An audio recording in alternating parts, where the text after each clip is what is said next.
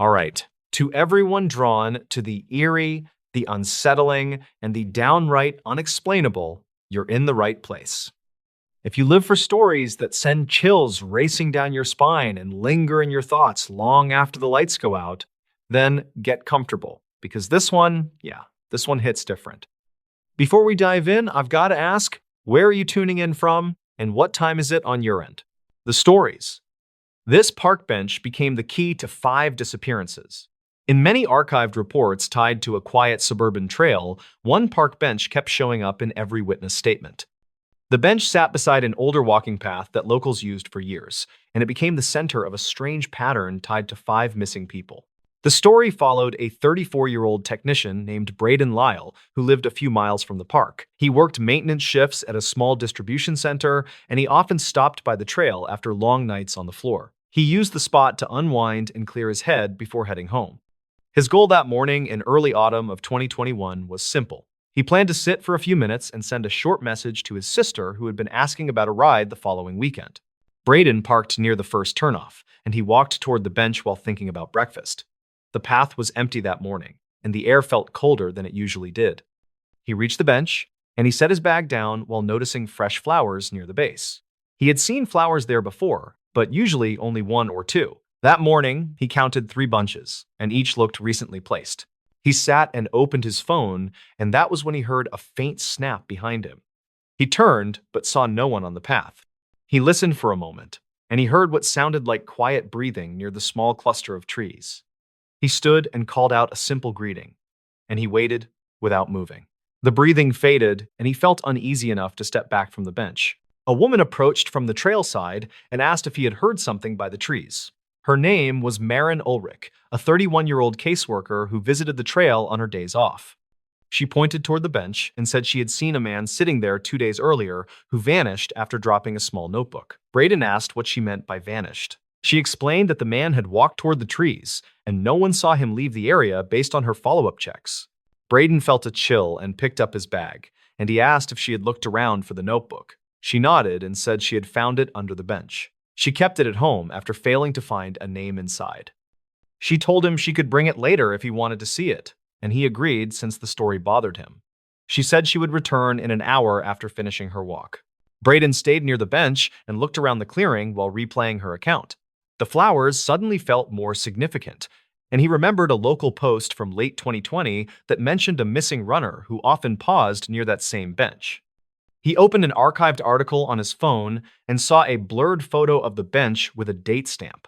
His stomach tightened when he noticed the same pattern of flowers near the legs. He walked closer to the tree line and saw a strip of cloth caught on a branch. He reached up and pulled it free, and he noticed faint mud streaks along the fabric. He placed it on the bench and took a photo for his own record. He had done informal volunteer searches before, and he knew documenting small clues mattered when nothing else made sense. A man in his late 50s entered the clearing and stopped near the bench. He introduced himself as Arvin Drexler, a retired surveyor who lived across the road from the trail. He asked if Braden was looking into the disappearances tied to the area. Braden said he was only trying to understand what happened near the bench. Arvin nodded and said he had seen similar details across several years, and each case started with someone stopping to rest. Arvin pointed to a narrow gap in the trees where old markers hung from metal hooks. He said the markers were part of an abandoned drainage project from the early 2010s. He explained that the project left several deep maintenance pits that were never fully filled, and he believed people may have fallen into an access point hidden under thick brush. Braden asked if he ever reported that theory. Arvin said he tried, but no one followed up due to limited staff and unclear evidence. Maren returned with the notebook in her hand, and she gave it to Braden. The cover felt worn, and several pages had faint impressions of older notes. He flipped through and found a short line written on the last page. It said, "Met them again by the bench after nightfall." The handwriting looked shaky, and the ink appeared fresh compared to the other pages. Braden asked where exactly she found it. She said it had been wedged between 2 boards under the far side of the bench. Arvin leaned closer and said he had never seen anyone place a notebook there, which made him think the writer returned recently. Braden felt the temperature shift and noticed a faint draft coming from the gap in the trees. He walked toward the marked area and pushed aside thick branches. Beneath the fallen brush, he found a concrete lip with rusted bolts. The ground dipped sharply, and a hollow space opened several feet below. He knelt and used his phone light to check for movement. He saw only old tools and a broken ladder. Yet something about the depth made his pulse race. He called out to ask if anyone was down there. No one answered, but a weak echo carried the sound back. Marin suggested checking the other side of the pit for a safer angle. They circled the clearing, and Arvin pointed to a collapsed section of fencing that partially covered another opening. Braden cleared some branches, and he spotted a shoe near the edge. The rubber looked worn, and the sole pattern matched a detail from the runner case he had read earlier. He carefully reached for it, and he noticed dry mud around the heel. Braden asked Arvin to hold his phone while he photographed the shoe. Marin stepped back to avoid disturbing the area, and she scanned the surrounding branches for more fabric. She pointed to another strip caught on a higher limb, which matched the cloth Braden found earlier. They connected the pieces and realized someone had likely moved through the gap with enough force to tear clothing. Braden called a non-emergency line and reported the discovery. He gave general details without naming the notebook and said he believed an old maintenance pit posed danger to visitors. A dispatcher said someone would check the site later, though no estimate was given. That answer frustrated Braden, and he decided to take additional photos to support the claim.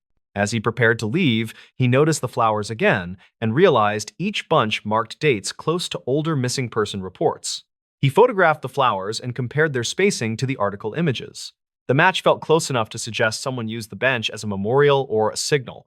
Marin suggested the writer of the notebook might have met someone connected to those flowers, and the line about meeting them again could imply repeated encounters. Braden opened the notebook once more and touched the last page. He noticed tiny indent marks above the line that hinted at a torn message. He angled the page toward the light and saw faint shapes. It looked like someone had written a location reference before removing the sheet. He took a close photo, planning to use editing tools later to enhance the impressions. They decided to walk the perimeter of the clearing before leaving, and Arvin guided them to an older fire road behind the benches. The road had cracked pavement and faded tape lines. He said he once saw a person wearing a reflective vest walking that area at night during 2018. He never identified the person, but he remembered the pattern on the vest matched old county uniforms that were discontinued years earlier. Braden connected that detail to the notebook entry and wondered if the writer had followed someone who claimed to inspect the trail. Marin said the county stopped sending inspectors to that area due to limited funding, which made the sighting even stranger. Arvin agreed and said the person may have used an old uniform to avoid suspicion. They returned to the bench, and Braden looked at the wooden boards where the notebook had been found. He noticed scrape marks near the underside. He slid a hand under the frame and found a small metal clip. It felt loose, and he pulled gently. A folded paper slipped out and landed on the ground. He unfolded it and read a short handwritten note that said, "Follow the lights near the cutoff after dark." The writing matched the notebook. Marin covered her mouth and said the message made her think someone used small lights to guide visitors toward the maintenance pit. Arvin said he once saw flickering lights near the cutoff during late 2019, but assumed they were kids playing with flashlights. Braden realized the lights may have lured curious people toward the gap. They stood silently as the idea settled. The disappearances could have been accidents caused by a hidden pit and a misleading light source. The writer of the notebook may have followed the lights and nearly fell or witnessed someone else fall. Braden suggested the writer tore out the earlier page to give it to someone, possibly a friend or an officer, yet the person never turned it in. A faint gust moved through the clearing, and Braden felt uneasy again. He gathered the notebook and folded note, and he said he would deliver them to the local station as soon as possible. Marin said she would provide her statement about seeing the notebook drop 2 days earlier. Arvin agreed to guide officers to the pit if needed. They walked back toward the parking area while discussing safer trail access. Braden looked over his shoulder at the bench, and he felt a strange pull. The bench had been a quiet place for years, yet its role in 5 disappearances seemed tied to simple mistakes, hidden hazards, and poorly understood signals left by an unknown person. The truth felt less like a supernatural mystery and more like a chain of overlooked warnings. Braden left the park with a steady resolve to push for a full inspection. He believed the answers were already there in the bench, in the flowers, and in the fragments of notes hidden under old boards. The truth only needed patient eyes to connect what had been ignored, and he hoped the next visitor would find the trail safer once those connections reached the right people. The nurse who refused to enter room 6 again. Lila Farnes first heard about Room 6 through a short entry in an old staffing report that mentioned unusual overnight disruptions. The report was dated to 2009 and came from a small regional clinic that sat outside a quiet town with limited medical resources. Lila was 33 and worked as a traveling nurse who filled short contracts in understaffed facilities. She arrived at the clinic during early autumn when the halls felt calm and the night shift moved slowly through predictable routines. Her simple goal that week was to keep a steady rhythm while saving money for a move planned for the next spring. On her second night, she was assigned a rotation that included Room 6, which held a recovering patient named Dorian Pike. He was 62 with a mild respiratory issue that required observation but posed no immediate danger. His chart suggested stable progress, which meant the room should have been an easy stop during her quiet rounds. The incident began when Lila stepped inside the room and noticed a faint tapping sound that seemed to come from the wall near the bed. The patient had been awake, and he watched her with an uneasy expression that suggested he wanted to speak, but hesitated. She asked if he needed anything, and he answered with a flat, "Please keep the lights on tonight," which struck her as odd, given his preference for darkness noted earlier by the day nurse. During her next pass, the tapping returned and felt sharper, like something struck the wall with steady intent. Lila checked the hallway and found nothing unusual beyond a supply cart resting near a closed door. She reviewed maintenance notes later and saw that workers had previously inspected the wall after a similar complaint in 2006, yet found no loose utilities or structural issues.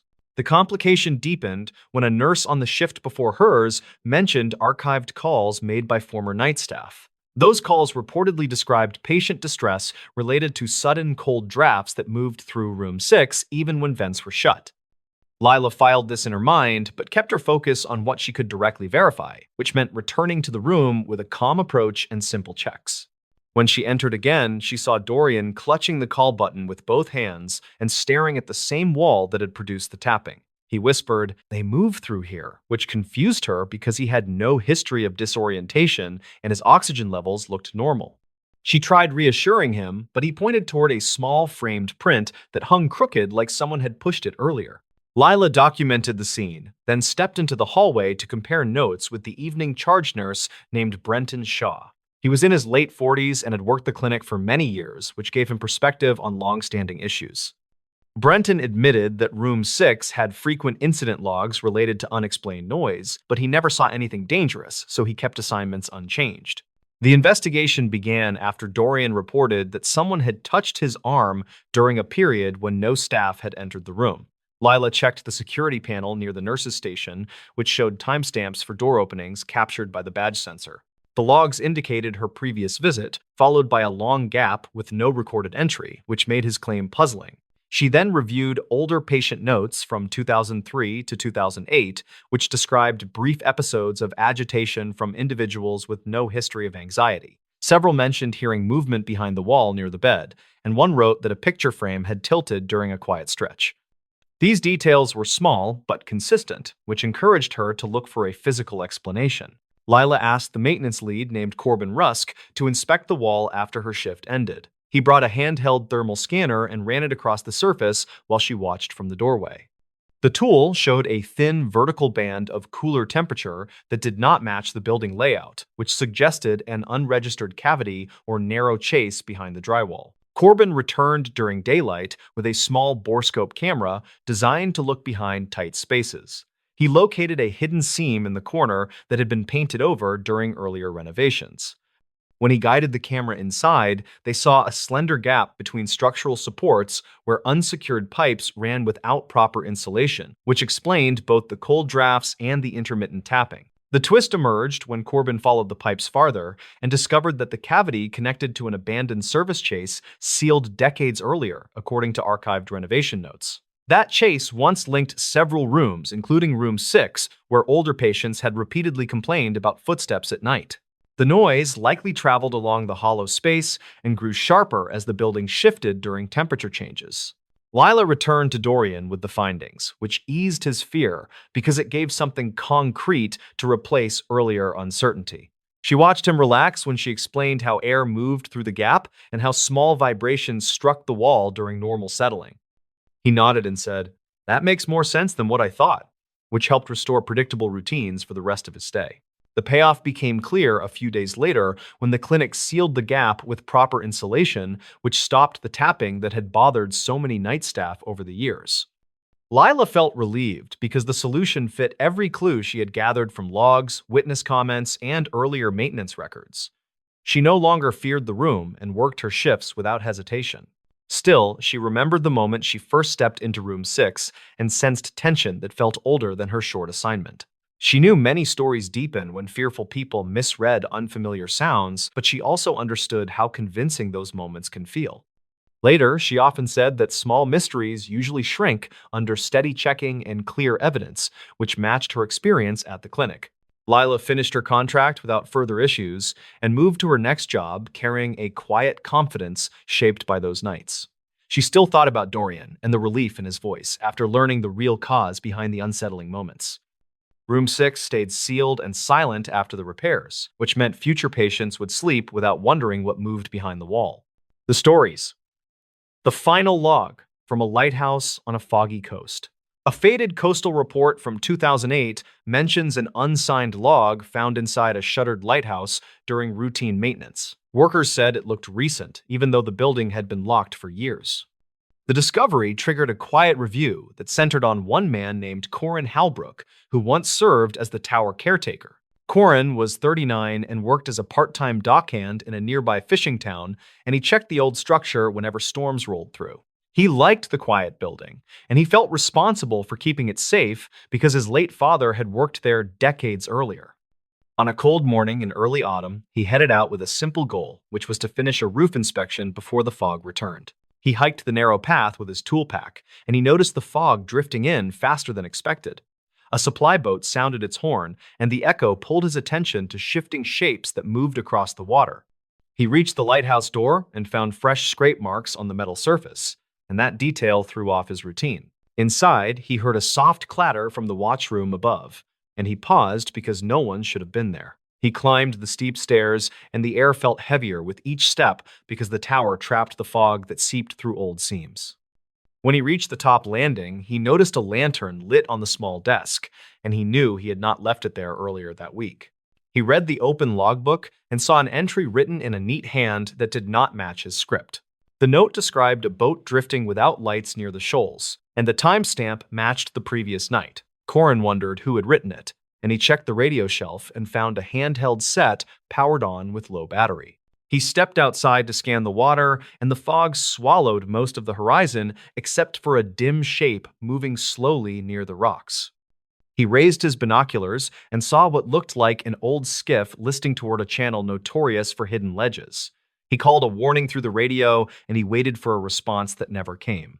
When he hurried back inside, he noticed another fresh line in the logbook, and it read that the skiff had no operator visible on deck. The handwriting appeared slightly rushed, and Corin felt a jolt because the ink looked wet. He checked the stairs and heard faint steps descending even though no one passed him on the landing. He followed the sound to the service room, and he found a damp jacket draped over a chair that had been dry earlier that week. The pockets held a small notebook with water stains, and the pages carried brief notes about frequent, low fog and strange lights near the channel. The most recent note mentioned a voice over the water calling for help, and Corin closed the book because the air suddenly felt colder. He decided to document the building for safety, and he used his small camera to take photos of the fresh marks on the door and the lit lantern. He moved room to room, and he captured the damp jacket along with the notebook because he wanted evidence for the harbor office.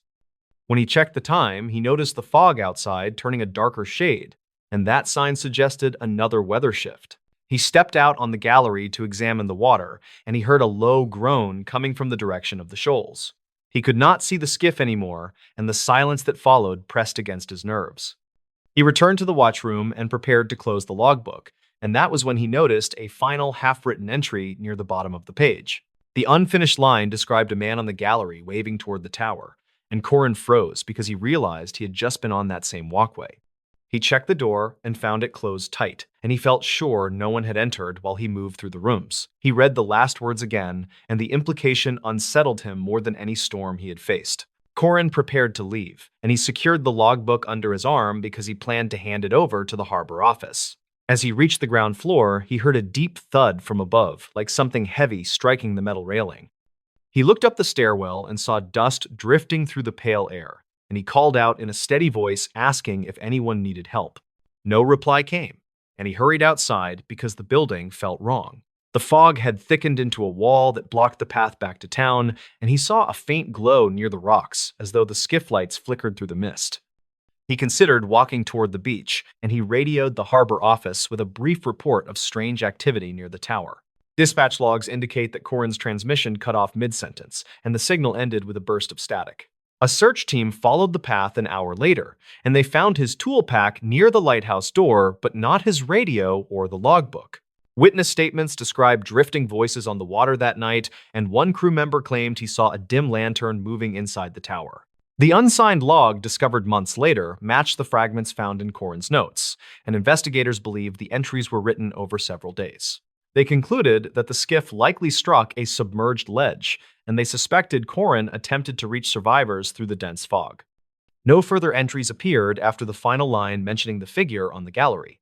The lighthouse remains closed today, and the tower stands quiet during most storms. Local crews say the watchroom light sometimes flickers during heavy fog, and they assume it is faulty wiring from years of neglect. The final log stays in a small archive, where the pages still show faint stains from salt air and old sea fog, and the case sits unsolved with quiet respect for the missing caretaker. The stories. This lakeside pier hides something no one reports. Lodge crews in the region still talk about an old pier tucked behind a quiet lake that draws almost no visitors. They say the pier looks normal from a distance, yet people keep finding strange evidence near its end that never reaches public reports. In the summer of 2019, a maintenance worker named Ryland Keating drove out to that lake for a simple task. He was 29 and worked routine grounds jobs for a small county crew. That day, he only needed to replace a warped board along the outer section of the pier. He liked the lake because it stayed calm even during busy seasons, and he figured the job would be quick enough to finish before lunch. When he parked near the tree line, he noticed the lot was empty, which felt odd because anglers usually arrived before dawn. The air felt thick, and the water looked darker than usual, yet he kept moving because the repair order had been waiting all week. He set his toolbox near the first post, then started walking along the pier to check for softboards before carrying supplies to the far section. Halfway across, he heard a short knock against the underside of the pier, which he assumed came from drifting debris. He leaned over the edge to look for logs, but saw nothing moving. The sound happened again, just 2 boards ahead, and this time he felt a faint vibration under his boots. He stepped back and tried to decide if the pier was shifting because of wind, but the lake's surface stayed flat without any waves. He reached the final stretch where the railing changed from new planks to older, weathered pieces. A notebook sat against the inner corner near the last post, which made him freeze because the crew did not store items out there. The notebook looked soaked along the edges, and several pages had stuck together. He picked it up and flipped through the front until he found a name that he did not recognize. The entry mentioned fishing conditions from early spring and included a rough drawing of the lake that ended with a short line stating the water felt wrong that day. He set the notebook down and crouched to check the damaged board that needed replacing. When he pulled the old plank free, he spotted a small metal badge wedged between the beams. It had no markings other than deep scratch lines that looked deliberate. The badge felt cold and heavy despite the warm morning air. He wiped away dirt, then placed it inside his shirt pocket because he wanted to check county records later. Ryland returned to his truck for the replacement board and felt uneasy during the walk back because the knocking sound continued at irregular intervals. When he reached the trunk, he noticed mud streaks on his rear bumper that did not match his earlier tracks. The streaks started near the center, then curved down toward the gravel, as if someone had leaned against the vehicle. He looked around the empty lot and called out asking if anyone needed help. No answer came back. He carried the new plank to the end of the pier and installed it quickly because he wanted to leave. While tightening the final screw, he heard a voice from the tree line near the far side of the lake. The words were hard to understand, yet the tone sounded urgent. He turned and scanned the shoreline, but saw no movement except for a faint ripple near the reeds. He stood still and waited for another sound, then heard what he thought was the same voice repeating a short phrase. The wind picked up, which carried the sound across the water in a strange pattern that made it difficult to pinpoint the source. He packed his tools and walked back toward the lot. Before reaching the shore, he noticed footprints near the first post that looked fresh. They were smaller than his boots and pressed deeply into the wood, which suggested someone had been standing there minutes earlier. He followed the prints for a short distance until they looped back toward the reeds and stopped abruptly where the boards felt damp.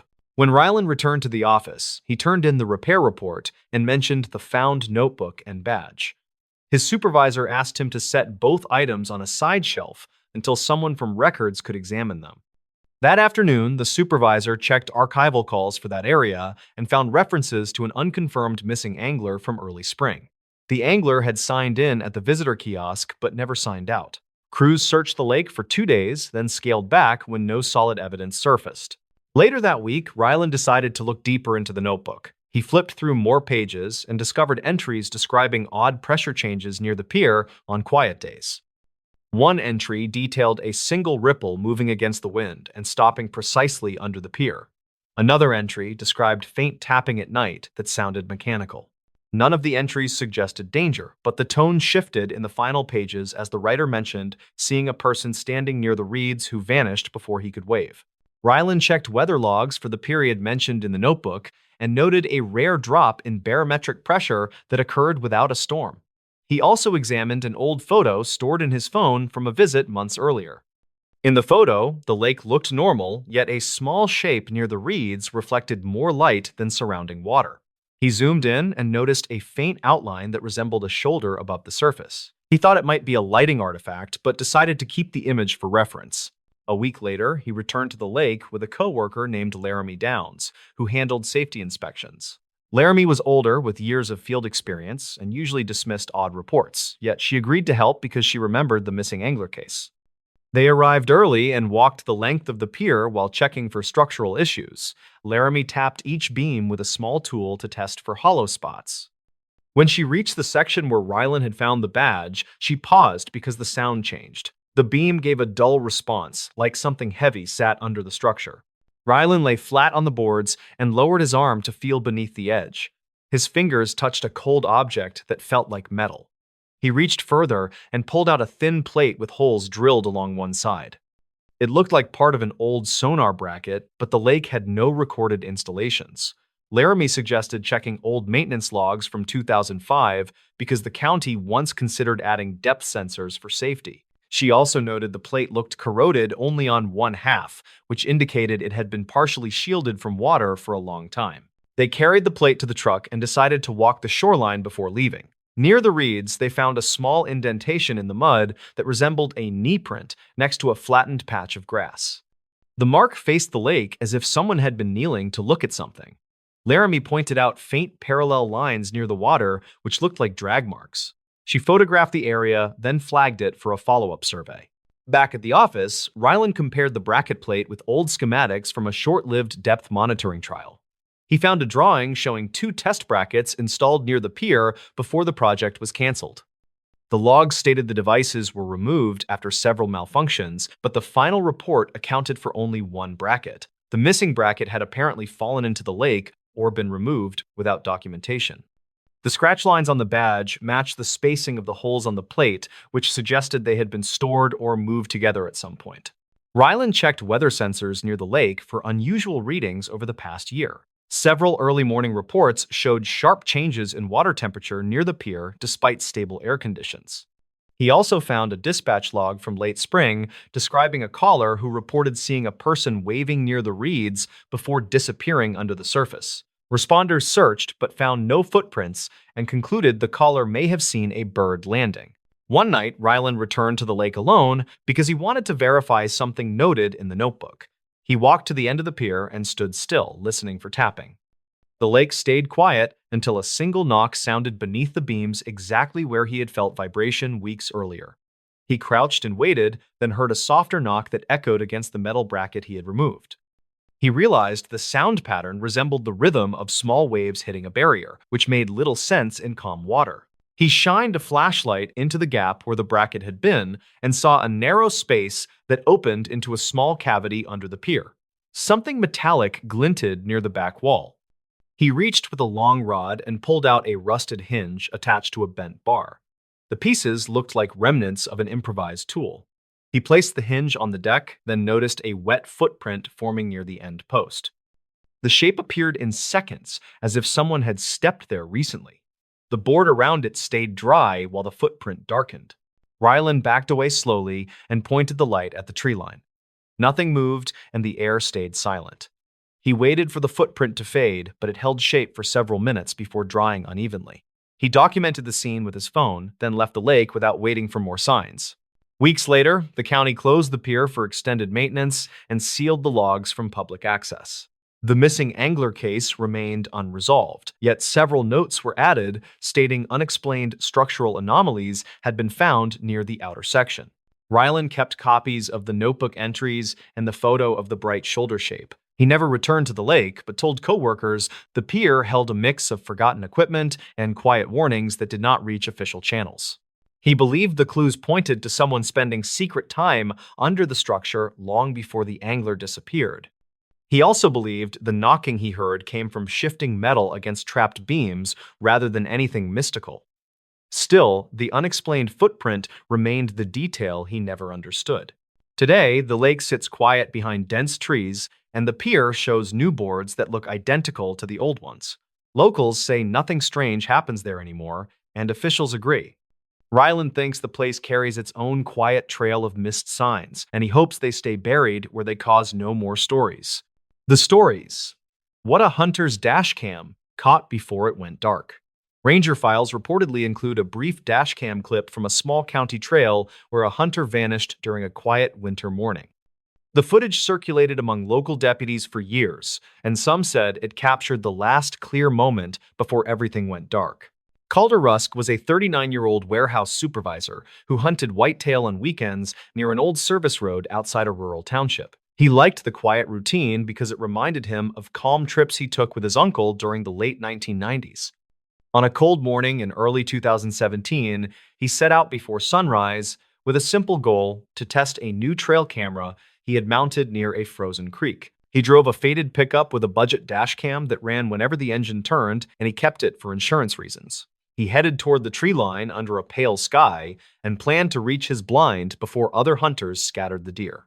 He parked near a thin cluster of spruce trees and noted the strange sound of distant engines that did not match the usual logging trucks. He stepped out, locked the truck, then grabbed a small pack that held water and a thermal layer. While crossing the first ridge, he heard a sharp crack from the lower creek bed that stopped him long enough to check for falling branches. He saw nothing moving through the frost and continued toward his blind with the plan to return by mid-afternoon. The trigger came when he noticed a line of prints that curved away from the creek with a stride that seemed too wide for any deer. He crouched and studied the marks, which looked oddly pressed, as if a heavy object had settled briefly before sliding forward. Witness statements from 2 hikers later confirmed a loud metallic scrape in that area around dawn. Calder followed the prints along a narrow stretch where the snow had thinned near a power cut.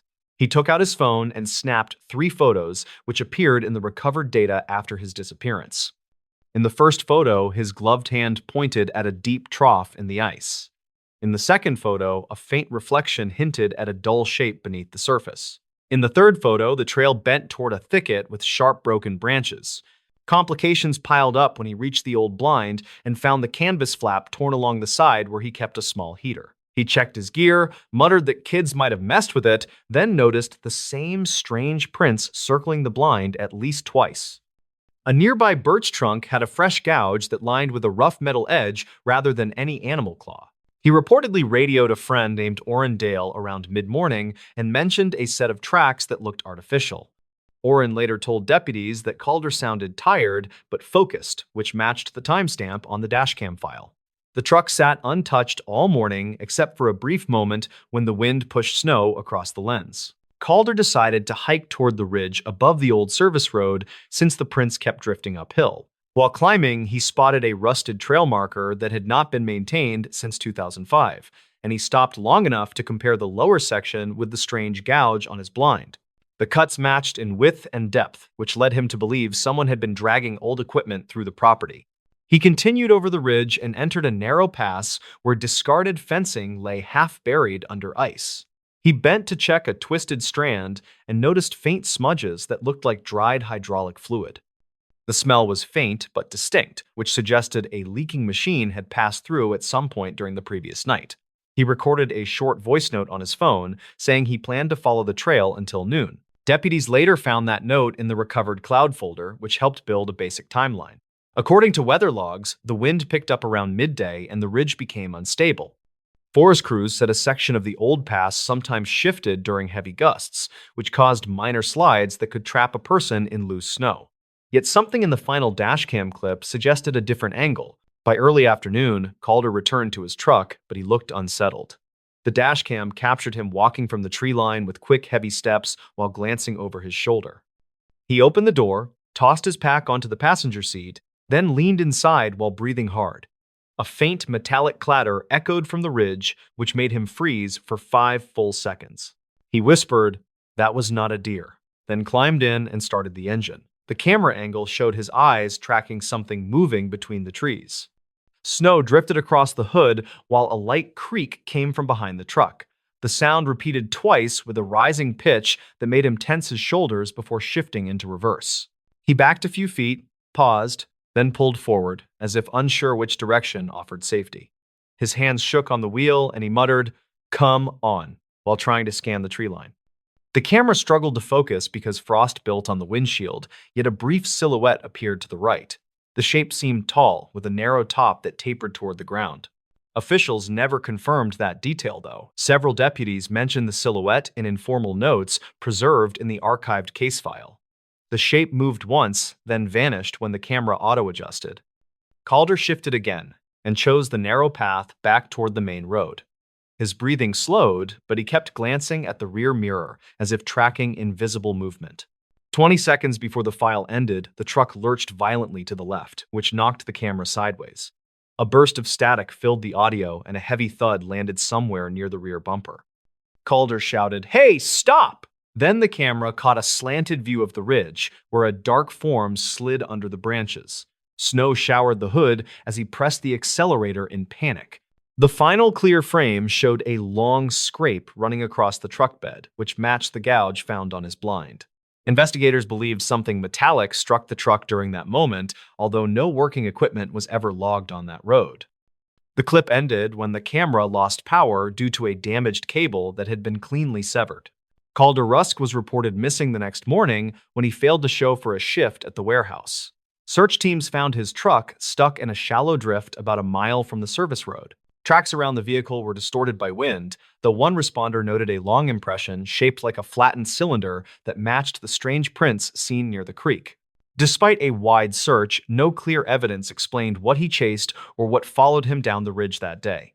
Rangers later concluded that unstable terrain and poor visibility likely contributed to his disappearance. They preserved the dashcam clip because the strange sounds and the silhouette raised questions they could not fully answer. Years later, locals still talk about the footage that flickered for a few seconds before going dark. Some point to old reports of scrap equipment dumped along the ridge, while others mention odd engine noises heard during cold mornings. Whatever happened that day seemed tied to the silent shape moving through the trees as Calder rushed back to his truck.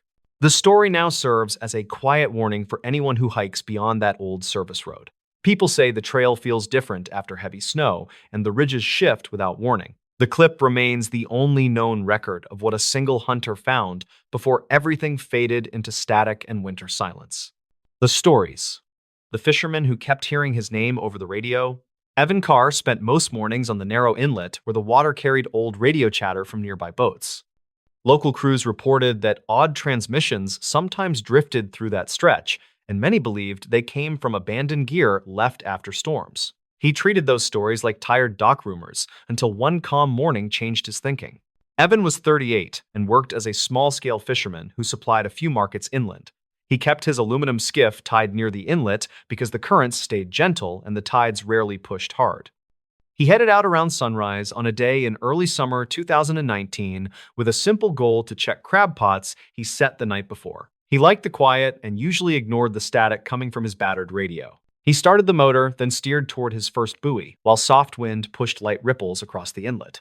He reached for his thermos when the radio cracked with a burst sharper than usual, which made him pause. Static hissed for several seconds, then a faint voice said his name with a slow, careful tone. It sounded like a person trying to speak through heavy interference. Evan thought it came from a nearby boat because signals often bounced across the water in unpredictable ways. He looked around but saw empty shoreline and one distant trawler that was already moving toward deeper water. The voice repeated his name with the same drawn-out sound, and he felt a sudden cold weight that did not match the warm morning.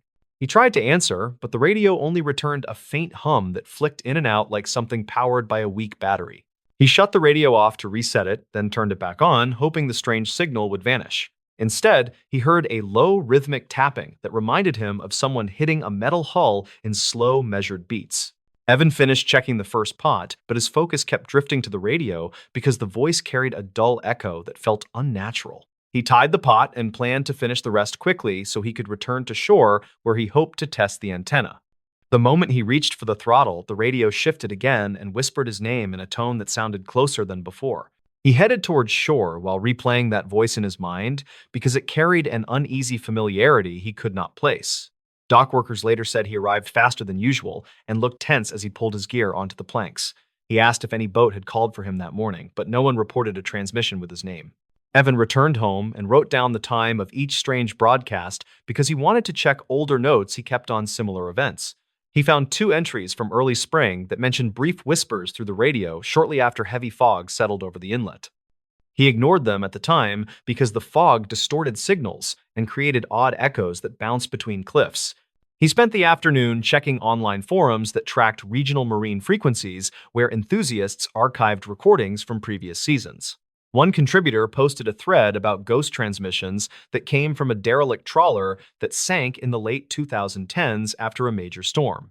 According to the thread, the trawler carried a short-range radio that sometimes flickered on during low tide when exposed wiring reacted to saltwater. Witness statements from local patrol crews reported faint voices calling crew names during those periods, though no identity was ever confirmed. Evan noted that detail because the thread mentioned distorted speech patterns that matched his morning experience. He called a friend named Cal Rowan, who worked part-time with a small rescue group, and asked if the inlet held any wrecks near his route. Cal said an old survey map showed one submerged boat that rested near the deeper bend south of the inlet. He offered to meet Evan at the dock so they could check tidal charts and mark the likely location. They met near sunset and compared notes while a light breeze pushed the smell of seaweed across the planks. Cal studied Evan's written times, then said the pattern lined up with a recent series of reports about intermittent transmissions during rising tide. He suggested they record any new signal the next morning using a portable device with stronger range than Evan's aging radio. Evan agreed, even though the idea made him uneasy because the voice felt personal in a way he could not explain. Morning arrived with heavy gray sky as they motored toward the bend marked on the survey map. Evan turned on the recorder while Cal monitored the radio and watched the water shift with the incoming tide. They waited for several minutes before a burst of static cracked through the speaker with a sharp rise that made both men flinch. The voice spoke again and said Evan's name with a tone that now carried a clipped urgency. Cal looked at the recorder, then stared toward the bend because the voice sounded as if it came from somewhere below the surface. Evan gripped the wheel and tried to steady his breathing because something in the tone reminded him of an old coworker who vanished years earlier during a late-season crossing. He mentioned that coworker to Cal, who asked if the man ever sailed near this inlet. Evan said that the coworker named Reed had worked on a small crew that fished along the same coastline in early 2017. Reed later transferred to another vessel that sank during a storm that occurred north of their town. Local reports said the wreck was never fully recovered because shifting sand made the search difficult. Cal suggested they check archived dispatch logs from that storm because crews sometimes reported drifting debris that could help them understand how anything connected to Reed might reach this inlet. They returned to shore and visited a small office where a retired dispatcher kept scanned records from older calls. The dispatcher recognized Evan and allowed them to search a digital folder that stored logs from early 2017. One log described a partial sighting of a damaged trawler hull drifting south several days after the storm. The report said the hull carried broken antennas and fragments of a radio panel that still flickered when exposed to sunlight. A second log mentioned a patrol officer hearing a distant voice through static that repeated a crew name before fading. Evan realized the name in that report matched Reed's last name, but the log did not mention if the voice said anything else. He remembered that Reed had a habit of calling coworkers by last name during early morning shifts when he tried to stay awake. The connection felt loose but too strong to ignore because the timing aligned with the drifting hull. Cal said they should return to the inlet during low tide, because exposed wreckage might reveal old wiring that caused recent broadcasts. Evan agreed, though, his stomach tightened because the voice spoke with increasing clarity each time. They secured the skiff, then returned that afternoon when the tide receded and revealed dark shapes below the bend. They anchored near a shallow patch where twisted metal poked through sand like remnants from the storm. Evan moved closer and saw part of a radio panel caught between two rusted beams with wires trailing into the water. Cal used a long hook to lift a loose section and found a corroded tag that matched the radio model used on Reed's crew during 2017. The radio crackled at that moment, then delivered another faint call of Evan's name, with a tone that now carried slow rising static. Cal recorded the sound while Evan watched the wires shift with the gentle pull of the tide. He understood then that the wrecked panels sometimes connected when saltwater reached the exposed terminals, which created a short burst of power. The burst likely triggered fragments of an old emergency recording that captured voices during the storm. Evan remembered that some crews recorded internal chatter before impact, and those recordings sometimes contained rushed calls that repeated crew names. The voice in his radio may have been part of that final chatter, which echoed through damaged wiring each time conditions aligned. They brought the recording to the dispatcher, who played it through a clearer speaker. The voice echoed sharply, then faded as the static rose, which made the source obvious. It was a broken emergency loop that repeated fragments from a doomed crew's final minutes. The distorted tone made the calls sound directed, but they were simply names, shouted during chaos. Evan felt a heavy release of tension because the mystery carried a painful answer, but at least it was grounded in something real. He asked the dispatcher to contact local authorities so they could mark the wreck and prevent more confusion. Cal agreed and said the inlet should be flagged on new charts for safety. Evan returned to the water the next day and listened to his radio with a calmer mind while checking his crab pots. The inlet felt different because he now understood the source, even though the memory of the voice still lingered. He looked toward the bend where the wreck rested and thought about the crew who never returned. He continued working that season with new respect for the signals that travel across water because each transmission carried a story shaped by time and tide. He did not hear his name again and believed the loop finally failed after years of corrosion. He kept the recording in a drawer at home to remind himself that strange moments sometimes come from simple causes. He knew that calm days on the inlet now carried a quiet steadiness that felt earned after weeks of searching for answers. The stories. What a delivery driver. Saw outside the last house on the route. The incident reportedly came from a route sheet pulled from an old regional dispatch office, and it referenced a final stop that never made sense. The archived note mentioned a driver who claimed someone waited outside the last house even after the street was cleared. Rylan Mercer was 32 and worked as a delivery driver for a regional shipping line that handled late evening drop-offs. He lived in a small rented place near a quiet highway spur and tried to keep his nights predictable. He clocked in around sunset and followed the route grid until everything on the manifest was scanned. He liked that rhythm and needed the extra hours after rising fuel prices drained his budget. The night that changed him came in early autumn of 2019 when a mild drizzle pushed across the county roads. His simple goal was to clear the last 4 stops before 9 so he could get home. The final house sat at the far edge of a sparsely built neighborhood where new construction had stalled after funding issues slowed development. Rylan reached the second-to-last stop without trouble and scanned the small parcel while a porch light flickered behind the occupant. He waved, returned to his truck, and checked the tablet. The final address displayed a short note that read, "Gate partially damaged. Approach with caution." He thought it sounded dramatic, but he kept moving because delays meant more paperwork. The dirt road to the final house felt different because the gravel ruts were deeper than they looked on satellite maps. His tires shook through the uneven track, and he slowed so the cargo would not shift. He remembered the drizzle turning into a steady fall that made the old fence lines appear faded. His truck headlights cut across the trees while the route timer beeped. The house came into view as a single-story structure with siding worn by years of heat. An old pickup sat beside the carport with its door cracked open like someone left in a hurry.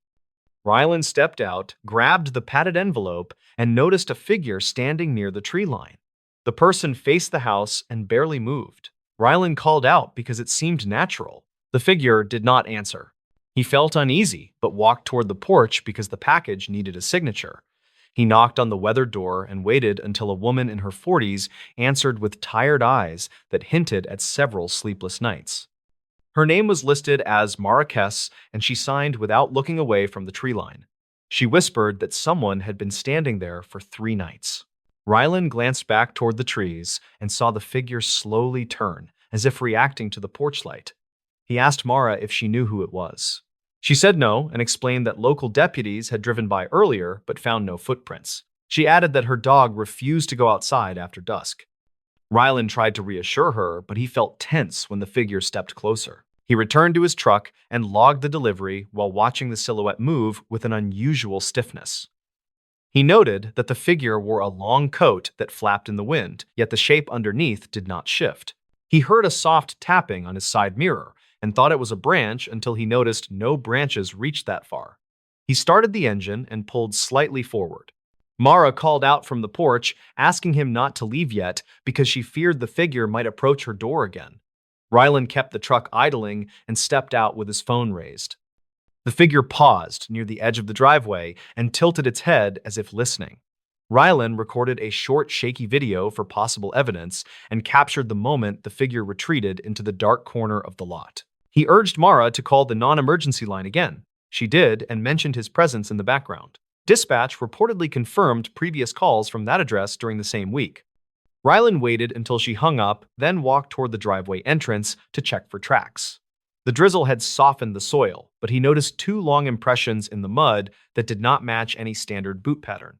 He crouched to inspect the impressions and realized they looked stretched, as if the heel marks dragged unnaturally. He took photos to document it because the deputies would need something clear in case the rain erased the evidence. When he stood, he saw movement near the abandoned construction lot behind the house and raised his phone again. The figure reappeared near an unfinished foundation block. Rylan shouted, asking what they wanted, and the figure responded with a faint rattling sound that could have been fabric or gear. It stepped behind the block and vanished from sight. Rylan reached the spot within seconds, but found nothing except a plastic tape marker used by survey crews. He picked it up and noticed someone had written a date that predated the stalled project by 2 years. Mara approached carefully and said previous owners told her strange things about that construction lot. She reported hearing scraping sounds at night and seeing floodlights flicker without power issues. Rylan suggested checking the old project files because developers usually left public records. Mara said she tried, but half the records were archived manually before digital conversion. Rylan offered to look at the files later because he had experience sorting scanned documents from a part-time job years earlier. She thanked him and pointed to the tree line again. The figure stood there once more, closer than before, and seemed to watch them without any visible breathing motion. Rylan backed away and urged Mara to go inside. He waited in his truck until deputies arrived. They swept the area with flashlights and found nothing except the strange impressions in the mud. One deputy mentioned similar calls from another street where witnesses described a silent watcher near multiple houses. He said the figure always retreated beyond the last visible yard before vanishing in the dark. Rylan drove home late and reviewed his video. He noticed a faint reflection on the figure's coat that resembled a badge clip or small tool. He zoomed in and saw a blurred shape that matched old utility company tags from the early 2000 era. Employees sometimes wore heavy coats during winter maintenance, and older coats used reflective threading around the collar. The next day, he visited a small records desk at the county office. He asked about utility work in the stalled development. A clerk pulled a faded binder that listed crew rotations from 2001 to 2003. One name had several warnings about night shifts, where the worker logged extended hours without partner verification. A final note mentioned an unresolved disappearance during a routine inspection after a severe storm. Rylan compared the coat description from the old files to the figure in his video. The match seemed close, but not perfect. He requested access to old lot surveys and found a handwritten report describing a flagged hazard trench near the exact foundation block where the figure vanished. The report stated the trench was filled without proper inspection because storms destroyed monitoring equipment. He returned to Mara later that week and showed her the findings. She said deputies had returned twice and installed a temporary sensor light. She had not seen the figure since the previous night, but her dog still refused to approach the tree line. Rylan and Mara walked to the construction lot and checked the ground. The soil had settled unevenly, suggesting a collapse zone beneath the surface. Ryland believed the figure might be a residual impression, or a person reenacting old patterns from a job that ended abruptly. He shared the theory with Mara, and she nodded, relieved to hear something grounded rather than supernatural. They both agreed the coat and the strange movements could indicate someone reenacting a memory or suffering confusion while hiding from help.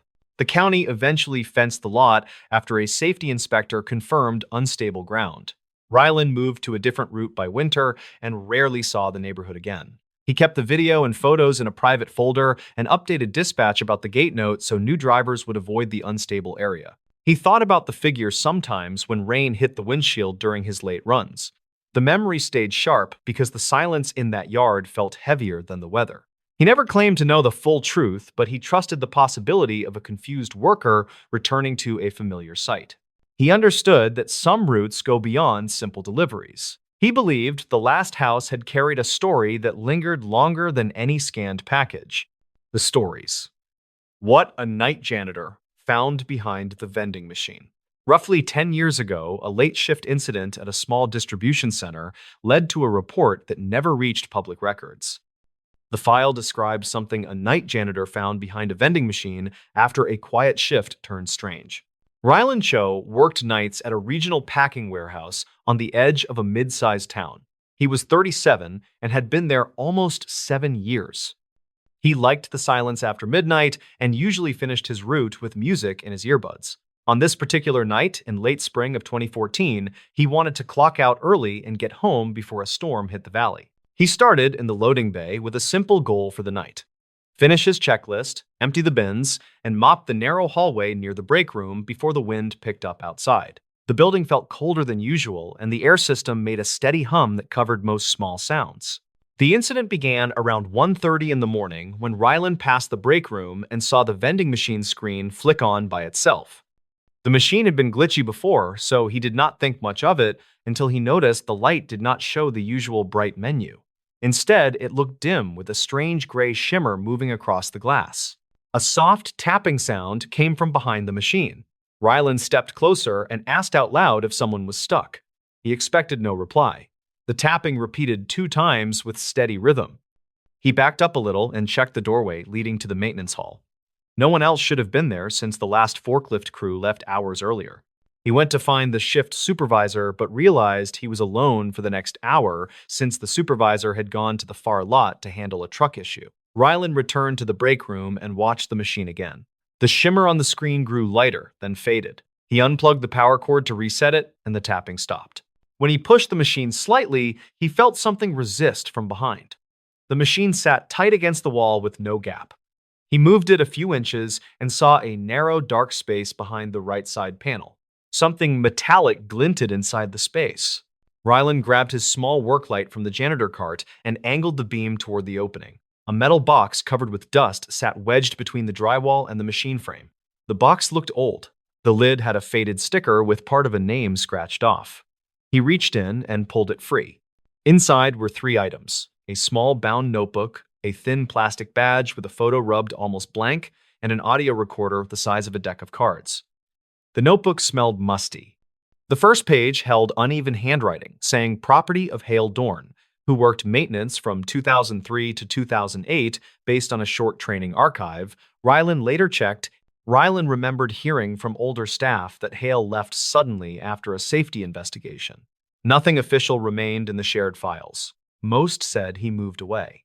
A few said he had filed complaints about strange vibrations near the break room wall. Ryland opened the notebook carefully. The first entry from early 2006 described recurring knocking sounds near the vending machine as well as faint static pulses in the wall during night shifts. Hale wrote that he made several unofficial recordings, but none stayed consistent when reviewed later. The next entries grew more detailed. Hale noted timestamps, short sketches of sound waves, and small maps of the hallway layout. One entry from late 2006 described a night when the machine screen flickered with a gray wash, similar to what Ryland had seen hours earlier. Hale wrote that the tapping seemed to follow his movements around the room. Ryland turned to the last written page, dated mid-2007. It read, "I need to get someone to check the wiring before this gets worse." The lines after that looked rushed. Hale wrote that he found a small access hole behind the machine with a narrow duct running into the maintenance room. He believed air pressure changes inside the duct caused some of the sounds. The next note stated, "I still hear something moving in there, although the duct should be empty." Ryland set the notebook down and inspected the audio recorder. It contained a small tape with a handwritten label that read Night Shift Sample 2. He slipped it into his pocket with the plan to listen later under better light. He then checked the badge. The image showed Hale with short hair and tired eyes. The back listed his role as maintenance support. Ryland pushed the machine farther from the wall to look for the duct mentioned in the notes. A narrow circular opening near the baseboard revealed an old service channel that ran behind several rooms. It had not been used in years based on the dust and cobwebs. The channel connected to the maintenance room and likely carried air back when the building used a different system. He crouched closer and felt a cool draft from deep inside the channel. The draft moved in a steady pulse instead of a constant stream.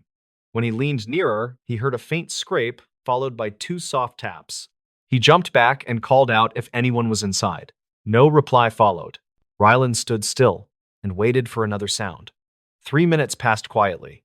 He reached into the opening with the work light and shined the beam across the first few feet. Dust floated in the narrow space and nothing moved. The scrape sound did not repeat. He repositioned the vending machine and photographed the channel opening so he could show the supervisor. He then finished his route feeling uneasy. When his shift ended at 3, he took the notebook and recorder home. Later that afternoon, he listened to the tape. It began with low background hum, likely from the old air system. 30 seconds in, a rhythmic tapping started. It matched the pattern Ryland heard earlier. The tapping repeated 4 times, then stopped. Hale's voice spoke quietly, saying, "I know the duct is empty, yet it keeps making that pattern."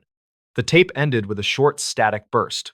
Ryland cross-checked the tape with archived maintenance logs from 2006 available through an internal server. He found a note about air pressure complaints near the break room, but no follow-up reports. The log mentioned Hale's concern about a possible leak inside the service channel and recommended an inspection that never occurred. Ryland met with the supervisor the next night and showed the findings. The supervisor listened to part of the tape and agreed that the sound pattern matched what past crews mentioned during older shifts. He filed a report to the facilities manager, who arranged a full inspection later that week. The inspection team removed the vending machine and opened the service channel. They found a partially detached metal flap deep inside that moved when the air system cycled. The flap created repeated taps during pressure changes, which explained the pattern recorded by Hale. Inspectors also found old tools left behind by a previous contractor, which caused the scrape Ryland heard. The team sealed the channel, repaired the flap, and recommended replacing the vending machine wiring due to aging components that caused the strange screen flicker reported by both Hale and Ryland. 2 weeks later, the warehouse returned to normal. The tapping never came back. The recording was archived inside a general maintenance file, and the notebook was stored with other historical documents kept for internal reference. Ryland kept thinking about how one small discovery behind a vending machine connected him to someone who tried to document the same odd sounds years earlier. He believed Hale had tried to solve a problem that no one else seemed to notice until the notes surfaced again. The story lives quietly inside a handful of reports, and one old tape that proves how simple, overlooked issues can create experiences that feel much stranger than they are, especially during long nights when empty hallways amplify every sound. Corin prepared to leave, and he secured the logbook under his arm because he planned to hand it over to the harbor office. As he reached the ground floor, he heard a deep thud from above, like something heavy striking the metal railing. He looked up the stairwell and saw dust drifting through the pale air, and he called out in a steady voice, asking if anyone needed help. No reply came, and he hurried outside because the building felt wrong. The fog had thickened into a wall that blocked the path back to town, and he saw a faint glow near the rocks as though the skiff lights flickered through the mist. He considered walking toward the beach, and he radioed the harbor office with a brief report of strange activity near the tower. Dispatch logs indicate that Corin's transmission cut off mid-sentence, and the signal ended with a burst of static. A search team followed the path an hour later, and they found his tool pack near the lighthouse door, but not his radio or the logbook. Witness statements described drifting voices on the water that night, and one crew member claimed he saw a dim lantern moving inside the tower. The unsigned log discovered months later matched the fragments found in Corin's notes, and investigators believed the entries were written over several days. They concluded that the skiff likely struck a submerged ledge, and they suspected Corin attempted to reach survivors through the dense fog. No further entries appeared after the final line mentioning the figure on the gallery.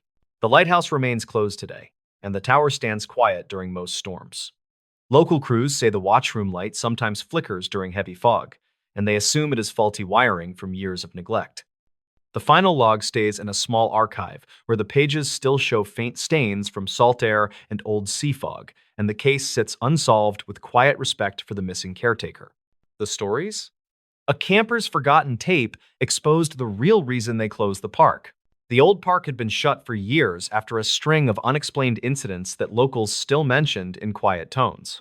The only solid clue ever discussed came from a small camcorder tape found inside a forgotten overnight pack near the North Trail. The story followed a 26-year-old school technician named Lyle Rooker, who visited the park in early autumn of 2019. He worked long weeks in a crowded lab and wanted one quiet weekend before the winter rush returned. He drove out early on a Friday, hoping to film some wildlife and maybe catch a quiet sunrise near the ridge. Lyle picked a simple loop near a small lake and planned to reach a clearing before dark so he could set up his camp. He checked the weather, loaded his pack, then started the trail with a relaxed pace that matched the quiet feel of the woods. The place had been thinning in visitors for years, and he enjoyed the stillness while he walked toward the lake. The incident started when he noticed a narrow side path marked only by faded blue tape tied around a leaning pine. He looked at his printed map and saw no hint of that path, even though it seemed recently used by something heavy. The ground showed deep impressions and a few dragged lines that he could not match with normal hiker traffic. Lyle moved closer to inspect the impressions, and he recorded a brief clip while he knelt near the dirt with the camcorder. Witness statements later noted that his voice sounded uneasy when he said he might return later to check the full length of the side path. He continued toward the lake, though he kept glancing back with a nervous expression that showed in later recovered frames. When he reached the clearing, he met a retired ranger named Colton Reeves, who often walked the trail for exercise. Colton warned him about stray dogs reported near the ridge and advised him to stay on the main path if he heard anything heavy moving. Lyle agreed, though he mentioned the strange impressions near the pine. Colton seemed unsettled by that detail and said he had not seen blue tape in that area before. That short exchange later became an important piece of the investigation because Colton described Lyle as alert and fully oriented. Dispatch logs showed that the ranger left the clearing around the same time Lyle began setting up his small tent beside the lake. The sun was dropping behind the ridge, and he recorded a simple note saying he would return home early Sunday. The complication began when distant knocks echoed across the water after sunset. The tape captured 3 sharp hits, followed by a slow dragging sound that rolled through the trees. Lyle whispered a short question, asking if someone was swinging tools, but no voice answered before the sound faded. He stepped outside with the camcorder, and the footage trembled slightly while he walked toward the shoreline. That part of the tape showed ripples moving across the lake, though the surface looked calm seconds earlier. A dim shape crossed from right to left near the far bank, but the frame blurred before any exact detail formed. Investigators later judged the shape to be human-sized, though they could not confirm height or posture. Lyle backed away, and he ended the clip with a quick excuse that he needed more light. Evidence gathered from his tent indicated he tried to sleep but stayed awake most of the night. His pack remained open, and he had placed the camcorder near the entrance so he could reach it quickly. Around 2 in the morning, a second set of knocks started. The tape recorded them with clearer tone, and they sounded closer to the clearing than before. Lyle stepped out and aimed the camcorder toward the trees near the side path. The audio picked up cracking undergrowth along with short breaths that suggested he was frightened, yet still curious enough to film. Then a faint voice appeared near the edge of the microphone range. The voice asked if anyone had seen the dog from the ridge and repeated the question twice. Investigators matched the voice to a missing hiker reported 3 seasons earlier, according to archived calls. That hiker had vanished during a late storm near the North Trail, and his final message referenced a stray dog that followed him across the ridge. The match was considered probable, though never confirmed, because the audio was worn with age. Lyle walked a few steps toward the sound, though he kept enough distance for a quick retreat. The tape showed a tall figure standing between 2 pines with an odd tilt at the shoulders. The figure swayed slowly, as if injured, and the lower right side appeared fixed in a stiff angle. Lyle asked if the person needed help. The voice did not answer, and the figure moved further into the trees without showing its face.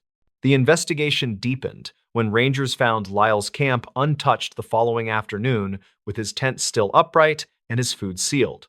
His phone lay inside the tent with 2 attempted calls made around 3 that morning. The calls never connected due to weak signal. The camcorder was found near the base of the leaning pine where the faint blue tape had been tied.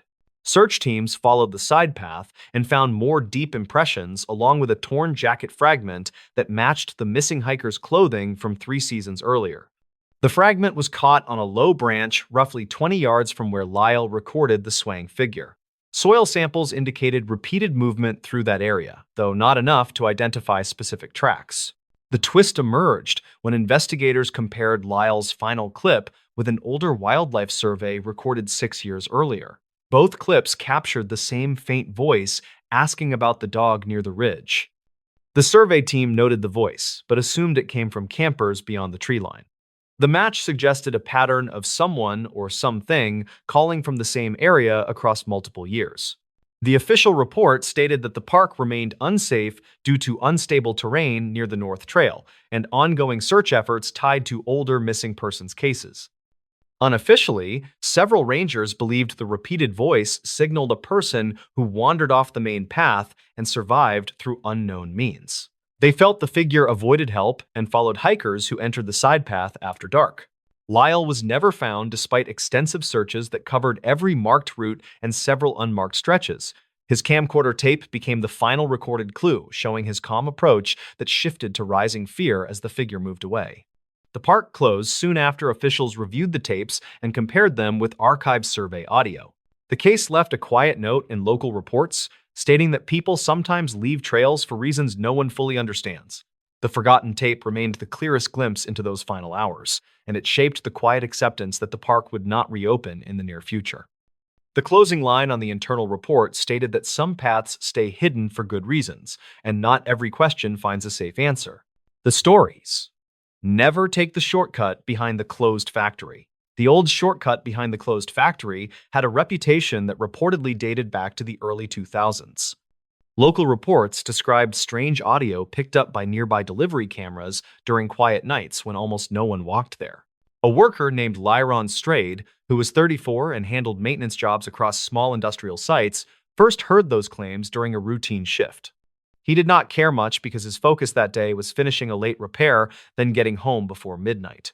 His route usually stayed along the main road, which felt safer and better lit. That changed when a dispatcher called near the end of his shift and asked for a quick check on a generator that kept tripping alarms. The generator sat near the old factory's fence line, which meant he had to park close to the edge of the blocked shortcut.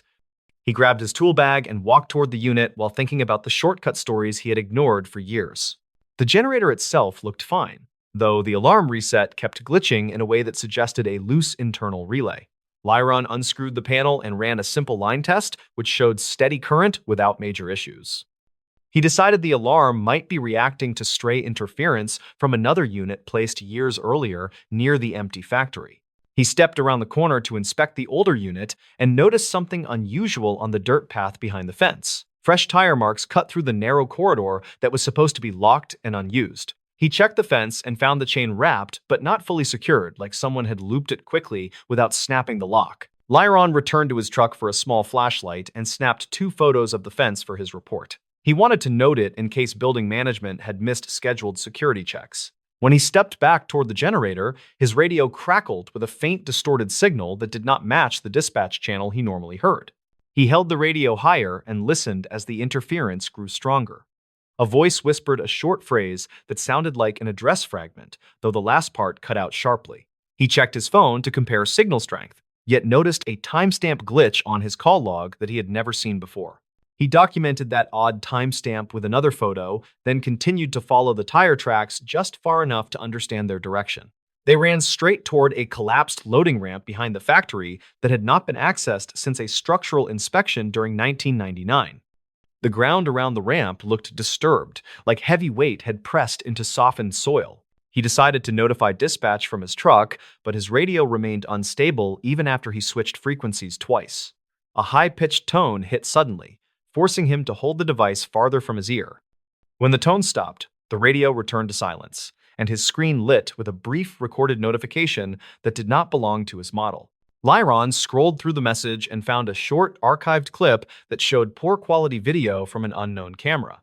The clip displayed the same loading ramp he had just examined. A figure moved across the screen, but disappeared mid-frame like the feed had dropped instantly. He drove closer to the edge of the shortcut and shut off his headlights to see the area better. The last street lamp flickered, producing uneven light over the ramp and fence. He kept his phone ready for an emergency call.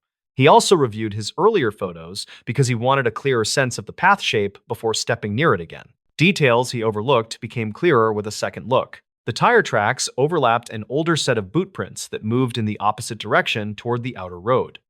Those prints looked narrow and deep, like someone had walked quickly while carrying a heavy load. He checked the soil near his boots and found similar compression marks that matched the archived clip patterns almost exactly. He took more pictures and followed the tracks until he reached a corroded service door near the ramp. The door sat slightly open, though crews had sealed it with metal brackets during 2006. He pushed gently and felt resistance from warped hinges rather than any locking mechanism. Inside, the air smelled stale, and dust covered most surfaces. His light caught the outline of a forklift abandoned long ago, though the tire dust pattern suggested recent movement that did not match the machine's dead battery state. He lifted the engine cover briefly and saw untouched corrosion that proved the forklift had not operated recently, which made the tracks outside even stranger. Near the back wall, he found a stack of handwritten notes taped to a cabinet. The pages carried dates from the late 2000s and documented repeated complaints about unauthorized after-hours activity. One note mentioned an unidentified van entering through the same corridor that created the tire marks he saw.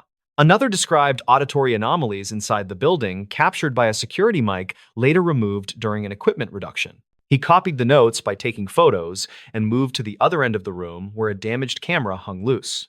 The camera's data card remained inside, though the casing had cracked. He removed the card carefully and placed it inside an evidence pouch he kept for documenting property damage. The pouch kept dust-off sensitive parts, which might help tech staff recover something useful. When he stepped outside again, he noticed the street lamp flickering faster. A shadow crossed the ramp area, though no one appeared nearby. He raised his flashlight and scanned slowly until the beam caught a piece of torn reflective tape stuck to the fence. The tape matched a style used by highway crews in the early 2000s and had similar aging patterns to tape visible in the archived clip. He returned to his truck to call dispatch again and finally reached a stable connection. The dispatcher listened, then pulled up two old maintenance logs that referenced unusual trespassing during night shifts between 2003 and 2008. Those logs mentioned a possible smuggling route using the service door before the factory closed. The route was believed sealed after the inspection in 2006, but no follow-up confirmation existed. Lyron asked the dispatcher to check one more detail, specifically whether any recent patrol cars had reported activity near the shortcut. She checked and found a brief report from earlier that evening.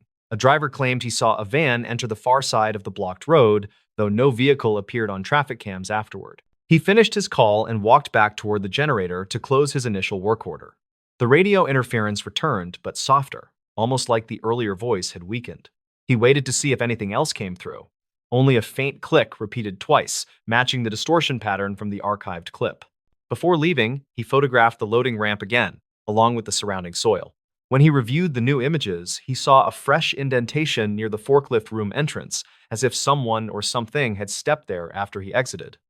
The shape looked too narrow for a normal boot, but aligned perfectly with the print glimpse seen in the archived clip. He left the site carefully and locked the outer gate before sending all photos and the data card to the tech department. He then wrote a detailed report describing each anomaly exactly as he observed it. His findings matched older complaints closely, creating a pattern that suggested someone had been using the closed corridor long after the factory shut down. The next morning, the tech team confirmed the data card contained partial footage from 2 nights earlier that showed the same shadow crossing the loading ramp.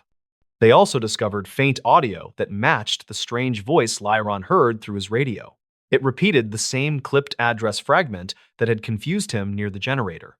Investigators later checked that fragment and found it corresponded to an unregistered storage lot once connected to the factory by a freight contract during the late 1990s.